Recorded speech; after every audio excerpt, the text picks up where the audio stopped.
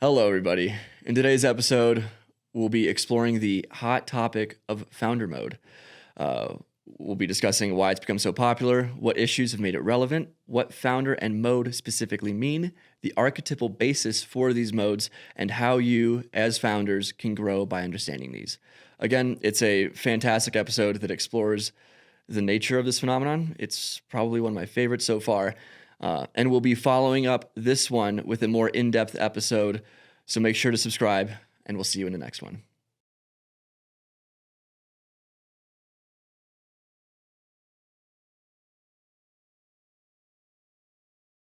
Feel prepared for this one? Yeah. All right. So today we're talking. I mean, everyone, you read the title if you're watching this. Founders mode. Founders mode. Yeah. Right. So founder mode. It's been a big thing in, I don't want to say like the news, but it's been a trending topic. Yeah. In the world of business content. And I would specifically say inside the venture capital and founder communities, right? For sure, in early stage and anybody who's in early stage, medium stage, late stage, growth stage. Actually, the whole thing started out of a Brian Chesky discussion at a Y Combinator event for growth stage companies, some of which were, $1 billion companies with, and I think all the guys there and gals were founders, over 100.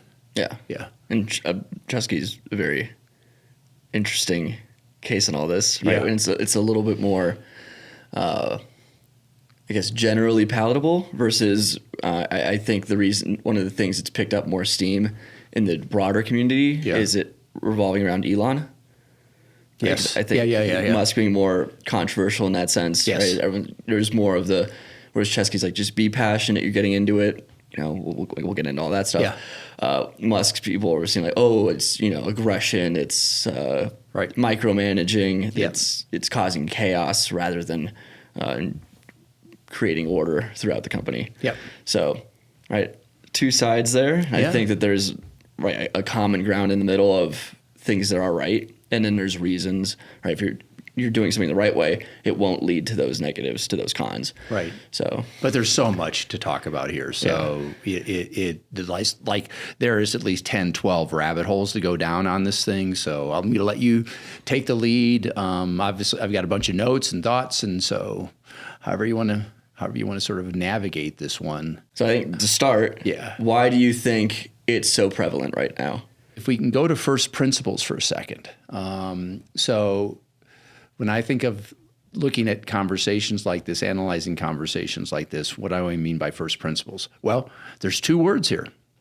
One word's called founder, right? One word's founder, and the other word's mode.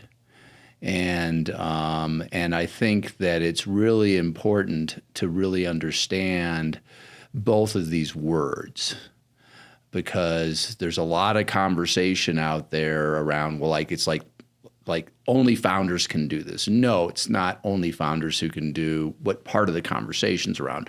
There are not just founders who do founders mode, but there are visionaries, right, who are also exceptional as well, that were not the founders. And so that's part of the conversation that's going on right now. And then there's a whole thing that I want to dive on into, which is mode, because I think the mode conversation is actually just as cool as the founders versus visionaries conversation. And then, of course, there's the whole, when you're looking at this, you need to be really thinking through the stages of development, because things are very chaotic in the beginning of the stages of development. So there's a lot to get into here. But, we've done this many, many times. Let's talk about founders, right? So when people think about founders, I think they also tend to mix up founders versus entrepreneurs, right?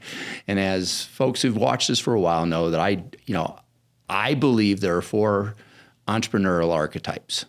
And really quickly, right, they're the visionaries, which is really typically when people are talking about founders mode, they're talking about visionaries, these crazy visionaries.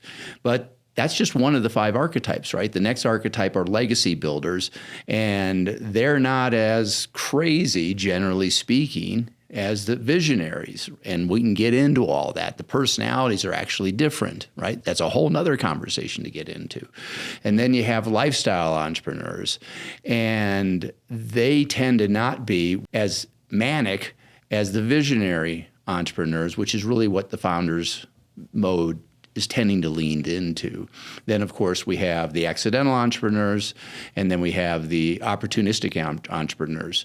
In my perspective, when we think of founders, we really tend to be talking about the first two archetypes, the visionary founders and the legacy founders, because those are the two founders that are really getting into this long, if not infinite, game of building a company and have this vision for what the company could be in 5 or 10 or 15 or 20 years, right? So the first thing we got to do is get clear on founders versus entrepreneurs and understand that the founders tend to be either the visionary kind or the legacy kind. And once again, those two archetypes are different. I think you see more of what we really are talking about in terms of founders mode being the characteristics of the visionary founders. Does this make some sense so far? Yeah, there's so many rabbit holes. I know, it's so cool, right? Do we want to go a little bit more here, or do we go to mode? Because mode is super cool. Well, I was going to build off of the mode part, which you're alluding to with the visionary aspect, right? Yeah. So first things first is we got to really get precise on the two terms. So founder, hopefully we've done we've done a decent job of setting that up. Modes. We all operate at various modes throughout the day, the week, the year. And it's really super helpful to understand the concept of modes. And I've had my epiphany on the importance of modes going back to, I want to say, plus or minus 1996. And I think it's important to actually explain modes through a little bit of storytelling here. So I'm going to tell my story on my epiphany of modes. So I had just taken over running a multi-billion-dollar lending and investment division, and we literally would do 120 plus or minus new deals a year, and those companies that we invested into or lent to were literally doing 250 deals a year. So you add the 250 with 120, we're like doing 300, 400 deals a year. That's a deal a day. Forget about business days versus weekends. So every single day, almost, we were having investment committees to talk about deals. And the investment committee had 4 people plus an observer, which we were doing for developmental purposes for everybody in the company. We had about 120 people.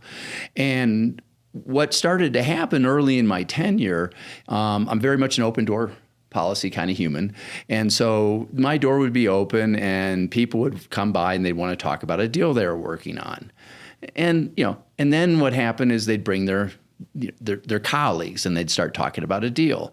And then I'd realize what was going on was they were coming to me to talk about a deal, but what they were really doing was trying to figure out whether or not I was going to be supportive of the deal before it went investment committee, because, all of us were equal, but some are more equal than others.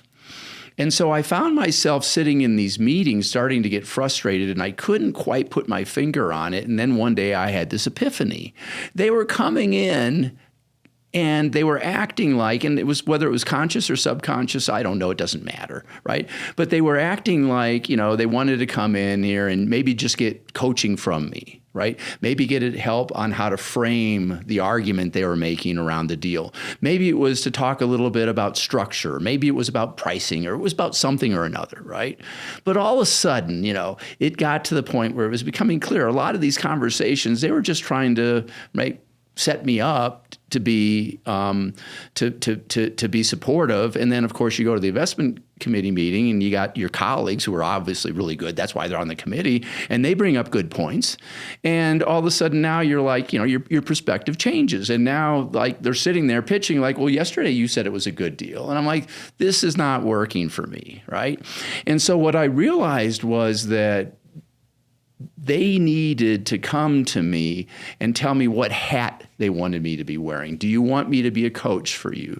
Do you want me to help you structure the deal? Do you want me to help you understand sort of the risk reward of the business model of the company you're thinking about lending or investing in, right? Do you want me to judge the deal, right? What is it that you want me to do? Because I can't be wearing these, like switching from judge hat to coach hat to an analyst hat to investor. It was just like it was like overwhelming me. And because I was getting overwhelmed, I became a lesser version of myself. So I said, guys, this isn't working for me. And I went and sat with my head of underwriting. I said, help me, let's think this through. Long story short, I said, I wrote a memo and I gave it to everybody in the company. I said, look, when you come to me to talk about a deal, right, you got to tell me what hat I'm wearing. Do you want me to judge? Do you want me to coach you? Do you want me to help you structure it? What hat do you want me to wear? And by the way, I'm only going to wear one hat in that conversation because otherwise it's a slippery slope and you're getting in front of the whole process that we've set up here in terms of the investment committee. So, and I'll write about this because I'm going to write a bunch of articles. There's a series I'm going to write on founder mode, but and I'm going to write about this story in there and share a little bit more. But what dawned on me once I did that was I probably saved 15 to 20% of my time. Literally by doing this, number one. And you're more effective with that time. And I was much more effective with that time because I knew what the hell role I was playing, right? And then you're more capable and you're performing at a higher level when you are performing. Yes. For a whole host of reasons. And then what was also happening was, think about it, that's me, right? But you had 3 or 4 other people who were involved in the process. Right. And they were preparing for that meeting. So we were, we probably improved our total productivity just with that one move by, I don't know, 15% as an organization. Well, and then that 15%, right, that compounds across everyone else that's adopting this, learning how to think this way. And right, that's going to spread throughout. Yeah. Not one-to-one, but even if it's half benefit and then it's 20% and so on and so forth, right? That's significant. It's significant, and now as goes the leader, so goes the rest of the organization, right? Let's not even begin to talk about the knock-on effect of teaching everybody in the company, right? Hopefully by writing about it and explaining it, by exhibiting these characteristics, by being singularly modal in a conversation, right? Just the whole organization, I think, benefited immensely from that insight that we have these modes, right? And you and I are fascinated by archetypes, right? And one of the things we've been watching a lot of lately, right, is we've both been sort of getting into and enjoying, right, is, I forget the name of the book, but he talks about... Is it Moore and Gillette? Yes. King, Warrior, Magician, Lover. King, Warrior, Magician, and Lover, right? Those are modes, right? So right, and so there are a lot of modes, right, that you can be in. This is the rabbit hole I was going to get into earlier. Yeah, right? And so I have a whole list, and that's a whole article, right, about the various modes. And mastering the modes. But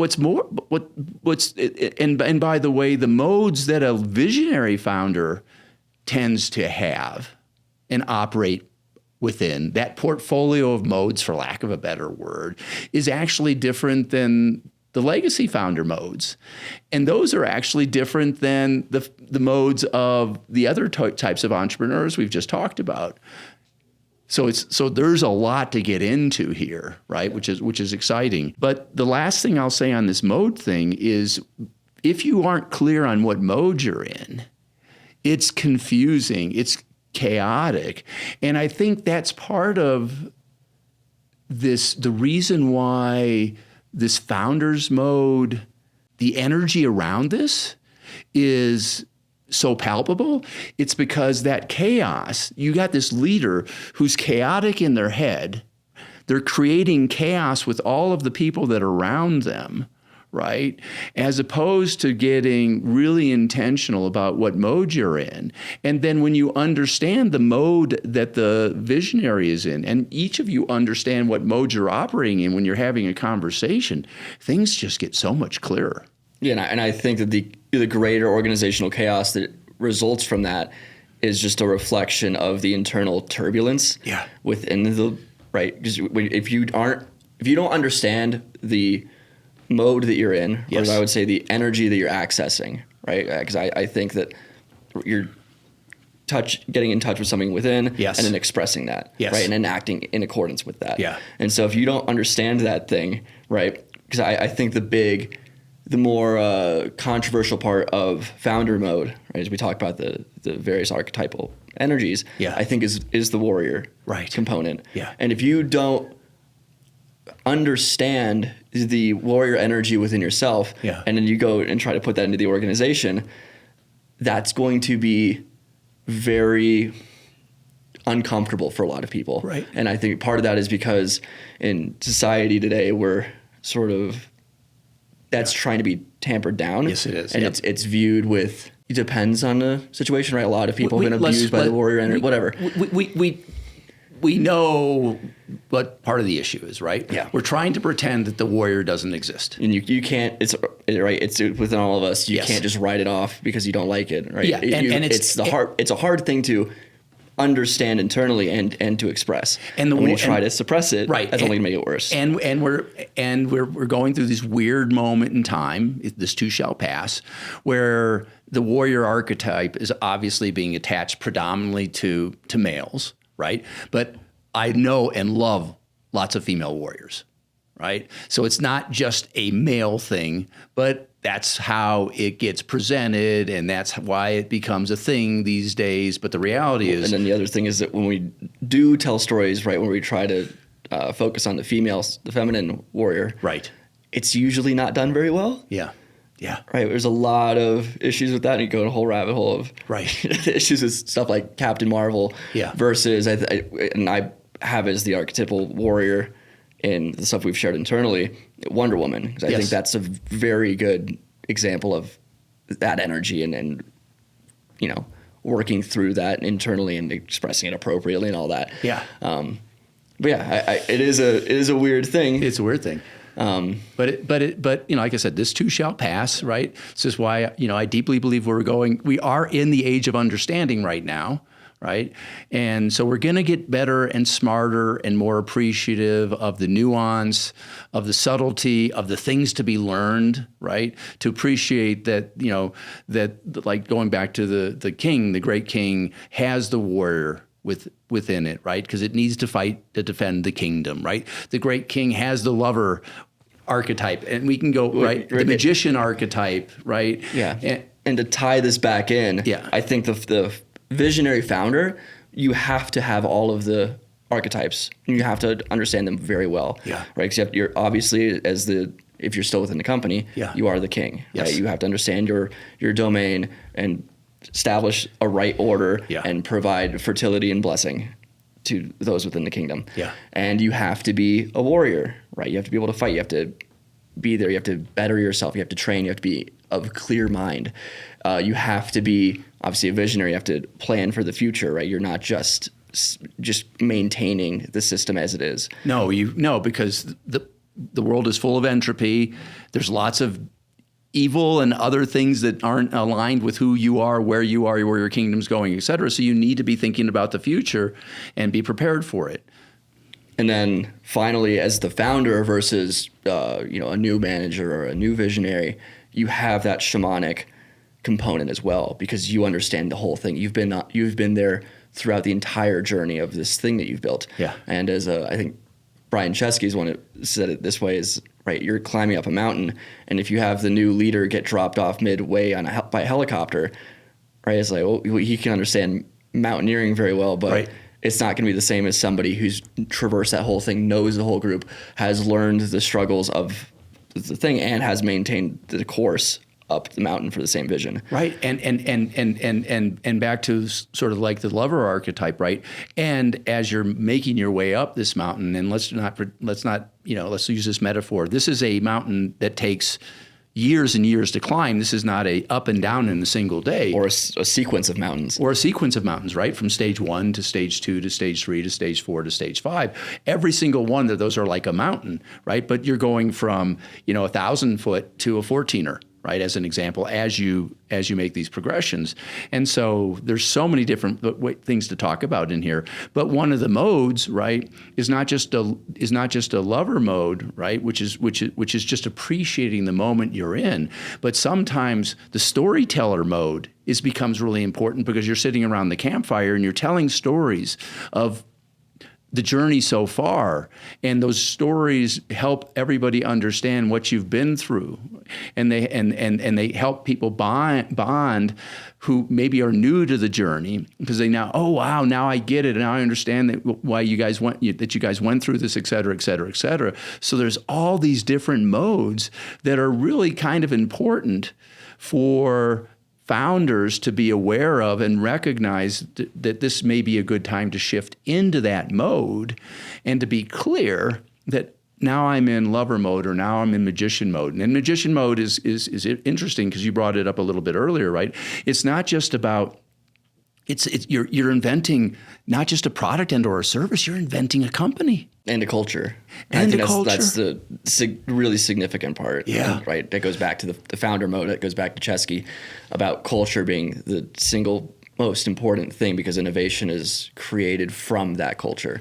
And culture, even though we say, we dumb it down too much, right? Culture isn't just your core values. There's so much more. Airbnb does not have core values, fun fact. That's wild, right? They did. Yeah. And then it was like, no, we aren't going to make these a thing because they get misunderstood, they go whatever. And it's like, if you are here, the culture is strong enough, right? The culture should be strong enough to not require core values. Yeah. I'm probably butchering the way he puts it. Yeah. But his perspective on it is very interesting. Yeah, and I love to debate that, right? Because I do think that they're extraordinarily helpful. They have their system is based on principles. So it's similar. But it's more prescriptive in terms of, oh, here's the issue, go back to the principle, right? Address it from that rather than just checking off whatever the actual thing that happened was. And like Dan Martell, for example, talks a lot about addressing things by principle, not just addressing the issue on the surface. Yeah. And I think that's a leadership thing that's very valuable. Yes. But they do have principles, and as we would define them as guiding principles, like bits of learned wisdom that you believe are true and are the building blocks for the culture. Yeah. And when you're in the early stages, as you're making your way up the mountains, as you're going through each of these stages, the truth is that a lot of visionary founders are of the NT temperament, from using Myers-Jung, right? And so in their heads, right, they're intuitive thinkers, and they're still working their way around stuff. And so while everybody may want it to be black and white, it's not yet. They haven't figured out how to articulate everything they're working on. It's in their head, right? It's like us and our brand, right? Here we are, we're on our 8th year of existence, and we're finally really, I feel like we're getting our brand figured out. I think our culture is pretty well defined, but it's still being worked on, right?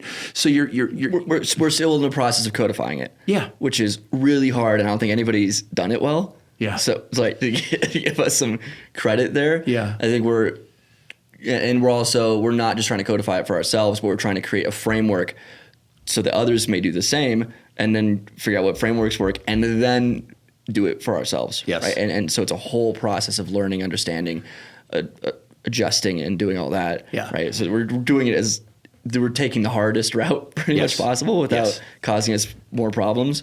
But I do think that that's the most valuable way to approach it. Yeah, because as people may or may not know, right? We eat our own cooking.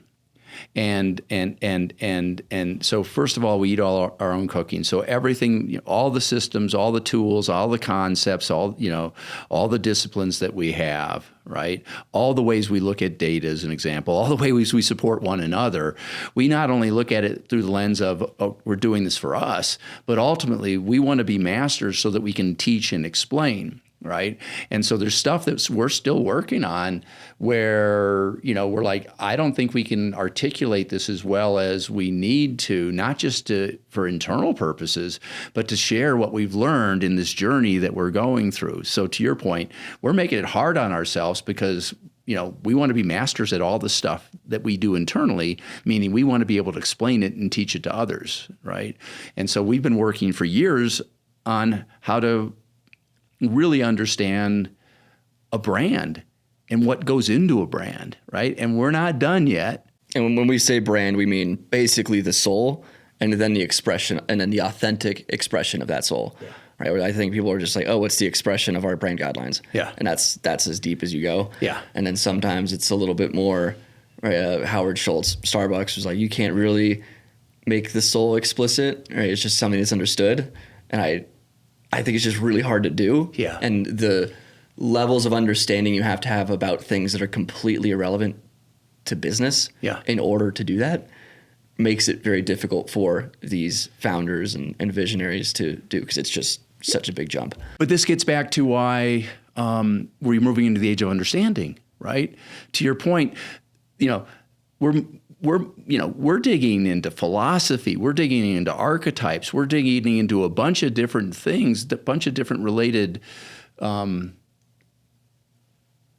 areas of study.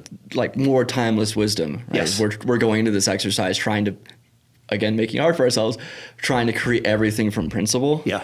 And so that means that we're not going to go look to Apple or Starbucks or Airbnb and then copy what they do. Right. So if we copy it, we don't understand it. When something breaks, we don't know how to fix it. Yes. But which is a rationalization. But in doing it from principle, we understand everything for the right reasons. Yes. And also we know that we're building on the strongest foundations possible, so that when we want to tweak things, we understand the whole system all the way down to the bedrock. Yes. And can adjust appropriately. Yeah.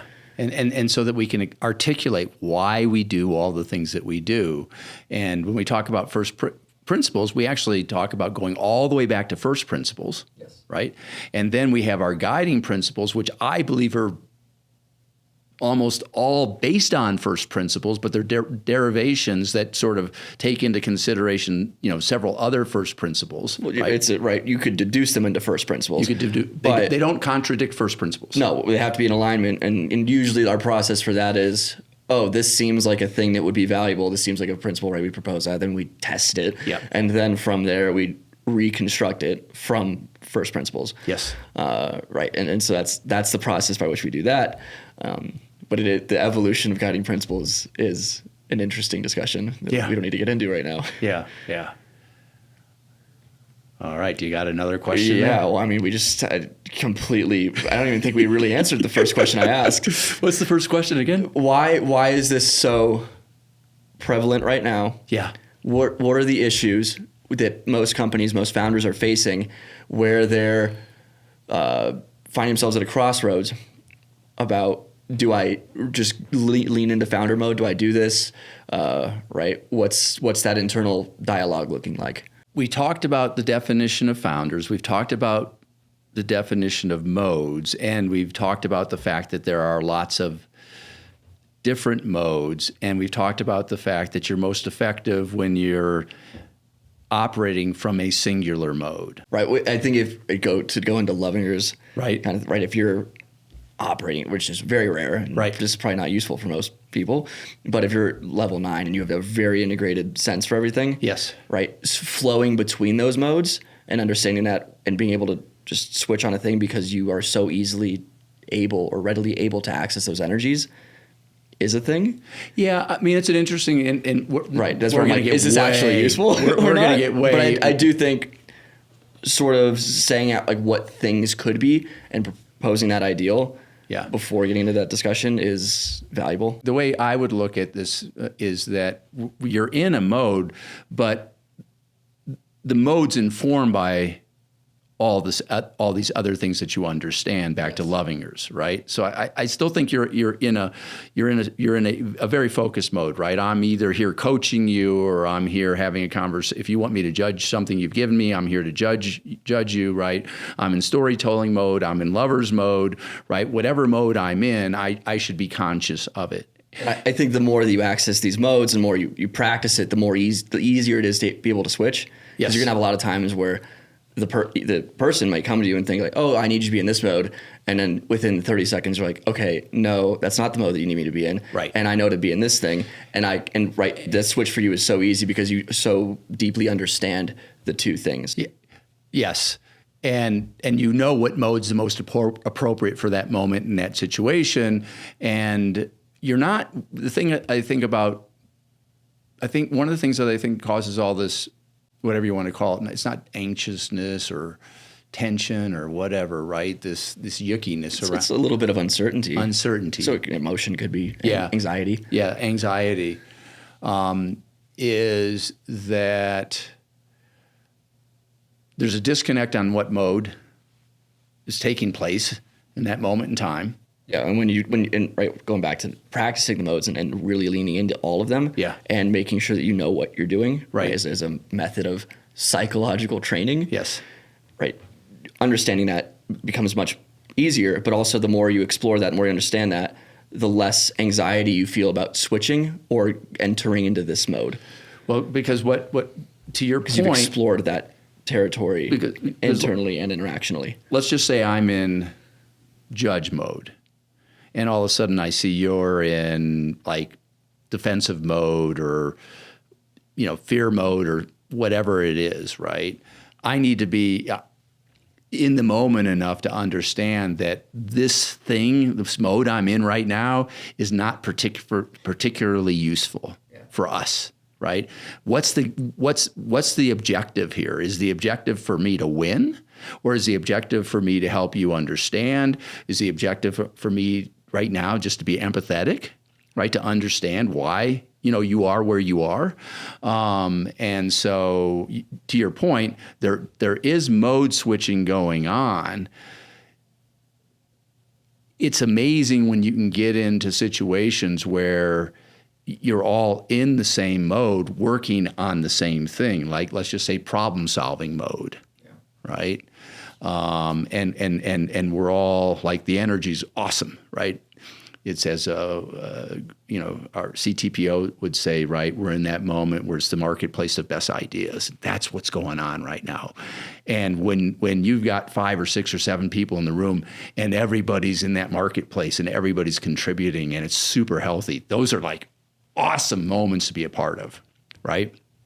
So I think going back to your question, why this is such a hot topic, there's probably a whole host of reasons, right?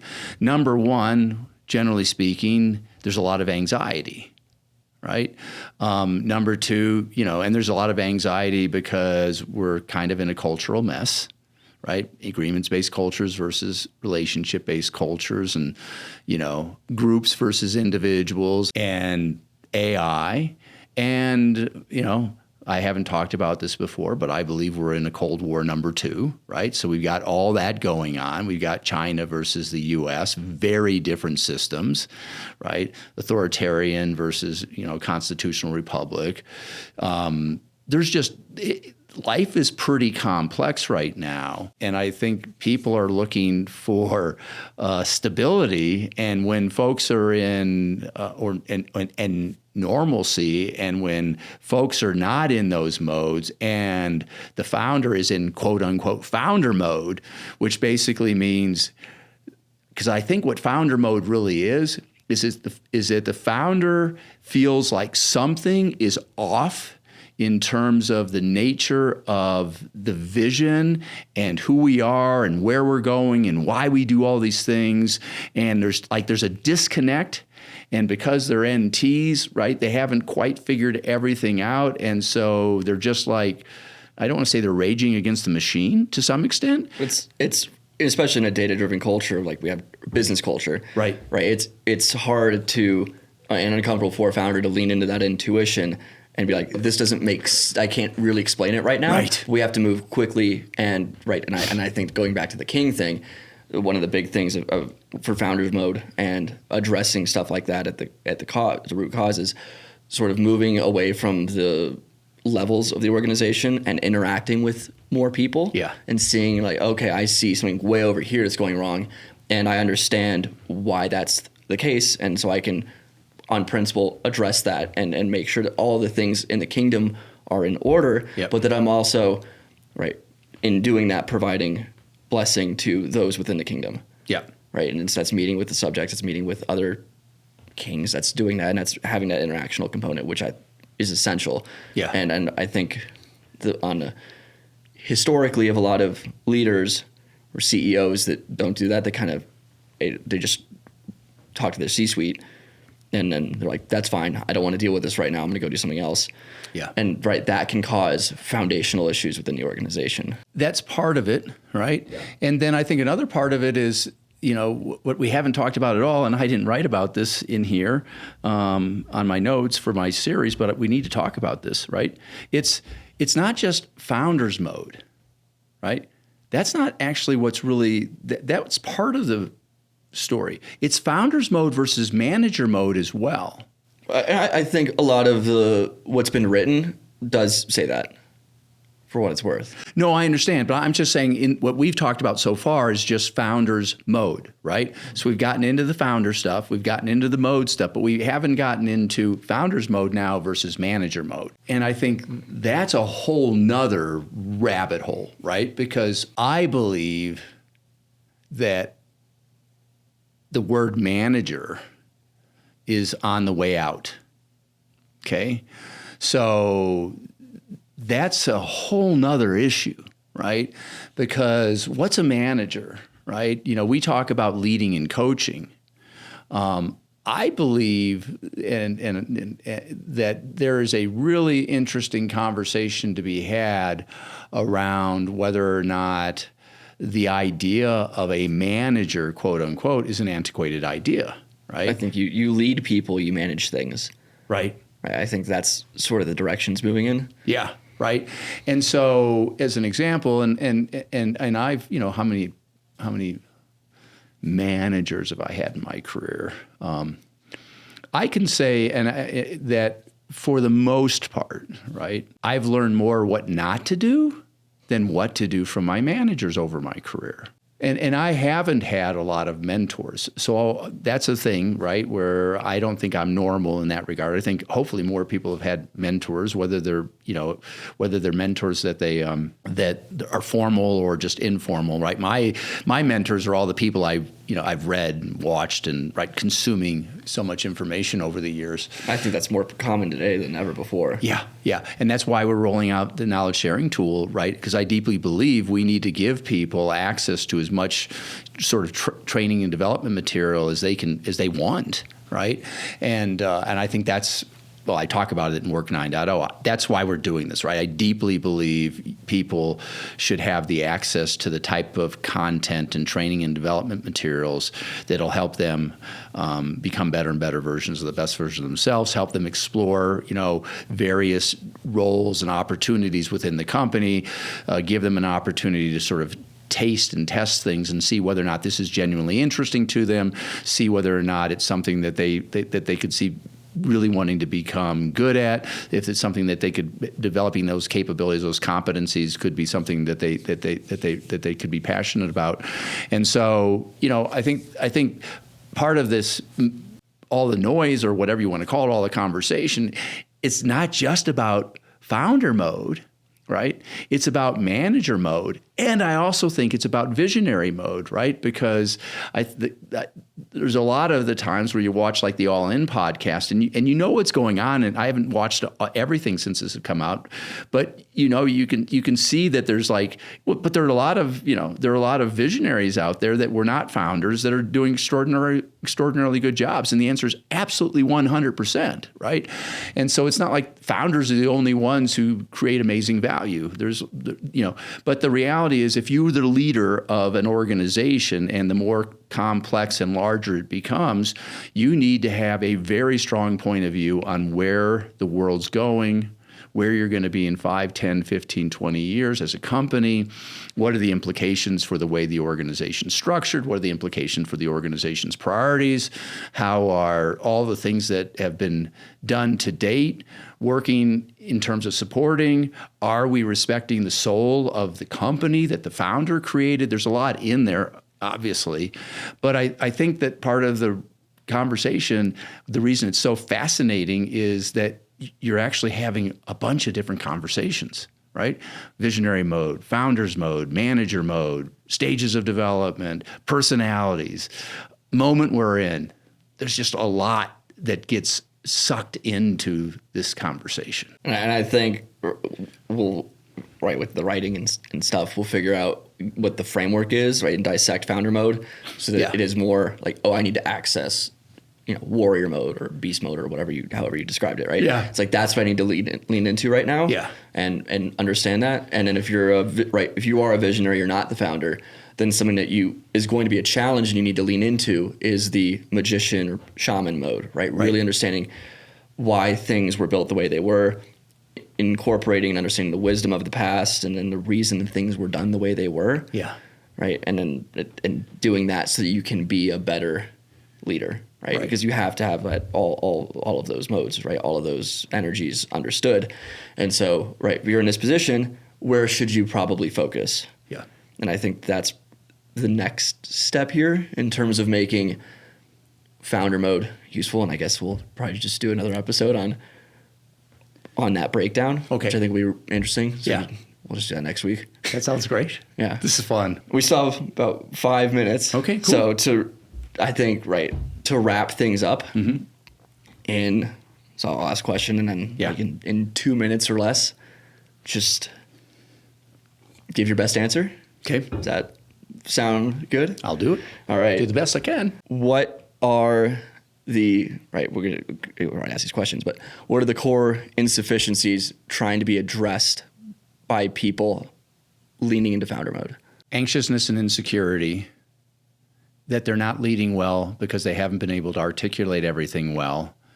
And rather than working on articulating and or addressing the fundamental problems, it manifests itself in manic behavior. And so to build off that, what are the challenges leaders are facing when entering into founder mode? I think, we're trying to help with this, right? I think you need to understand what stage you're in. This is right. I keep going back to the age of understanding, right? We don't need flying cars right now, right? We need to just understand what's going on and how we can make life better. If your company has a mission and you've gotten your basic acts together, like I like to call the forever agreements, right? You know who your ideal customer is. You have a sense for your culture. It's expressed through good or bad, right? It's expressed through some core values. You have a sense for what's compelling, or you're getting your act together around your compelling value proposition, and you have a sense for what your compelling why, how you make the world a better place, right? Now, you've got that. Now, you're just, am I in stage 1? Am I in stage 2? Am I in stage 3? What do I need to focus on in the stages I'm in right now? And then surround yourself with people that you trust, all 3 dimensions, character, competency, and connection, and talk about where you are and talk about, okay, so like there's 1,000 things that are broken. Yeah, we're exactly where we're supposed to be, learning the lessons we need to learn, figuring out what we got to focus on next. So get everybody aligned, right? Focus on what's important for that moment you're in right now, right? And then celebrate the little wins, right? As you're making your way up, whether it's your first stage mountain, your second stage mountain, your third stage mountain, your fourth stage mountain, or you're on the 5th stage mountain, right? Find those moments to celebrate the wins, right?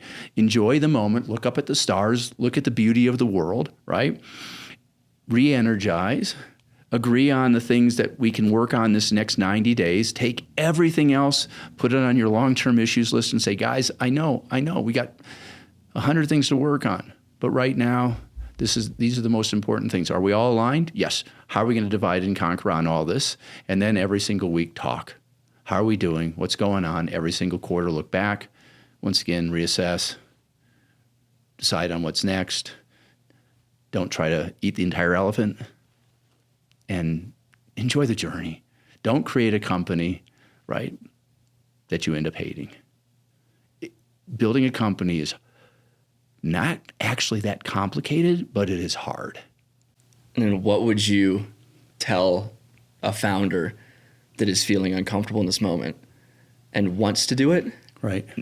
isn't sure if they have what it takes to do it, Yeah. right? Just that general anxiety, Yeah. or if they should do it, what would you say to them? Well, we're actually building out an assessment to help people figure out whether or not you have what it takes to be a founder, right? 99+% of the world does not have what it takes to be a founder. There's a lot that goes into this. And so part of it is do you have what it takes? And maybe instead of being a founder, you need to be a co-founder, and you need to go out and find a yin to your yang, as an example, right? So there are a lot of situations where, great companies have been created by a founder, a lot of situations where great companies have been created by two co-founders, a lot of situations where there have been three partners, right, that have created the company. So, self-awareness, others' awareness, what do I need in order to take the next step? And I go back to, but first and foremost, is your idea, I hate to say this, but, is your idea a good idea? Are you confident the market wants this, right? Are you confident that there's a large enough market out there to support you to continue to grow and build something that could turn into a stage 5 company? That's a fundamental question that should be answered relatively early on, right? And I've seen way too many people just they're all, they want to be an entrepreneur, but they don't have the disposition, and they don't have the idea, right? And or the market's not there, and or they don't have the right support system, and or, right? So, I hate to say it, but you gotta figure out whether or not what you're doing really makes sense for you and for the moment in time. And if you don't know, reach out, and there's lots of people who've done this, right? Reach out and have an honest conversation with some people about what you're doing. Like I like to say, right? Average players want to be left alone. Good players want to coach. Great players want to know the truth. Go hunt for the truth. That's it for this round of Founder Mode. All right. Thank you. Thank you.